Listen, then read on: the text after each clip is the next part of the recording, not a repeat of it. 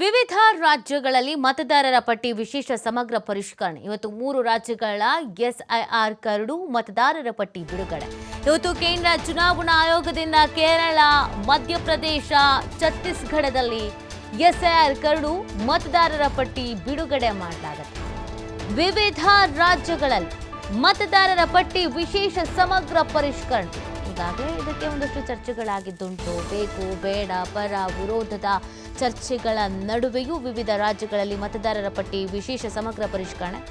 ಇವತ್ತು ಪ್ರಮುಖವಾಗಿ 3 ರಾಜ್ಯಗಳ ಎಸ್ಐಆರ್ ಕರಡು ಮತದಾರರ ಪಟ್ಟಿ ಬಿಡುಗಡೆ. ಇಂದು ಕೇಂದ್ರ ಚುನಾವಣಾ ಆಯೋಗದಿಂದ ಪ್ರಮುಖವಾಗಿ ಕೇರಳ, ಮಧ್ಯಪ್ರದೇಶ, ಛತ್ತೀಸ್ಗಢ ಈ 3 ರಾಜ್ಯಗಳಲ್ಲಿ ಎಸ್ಐಆರ್ ಕರಡು ಮತದಾರರ ಪಟ್ಟಿ ಬಿಡುಗಡೆ.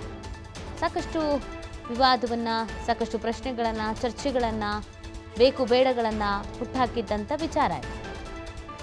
ಇದೀಗ ಛತ್ತೀಸ್ಗಢದ ಎಸ್ಐಆರ್ ಕರಡು ಮತದಾರರ ಪಟ್ಟಿ ಬಿಡುಗಡೆ ಆಗಿದೆ. ಒಟ್ಟು 3 ರಾಜ್ಯದ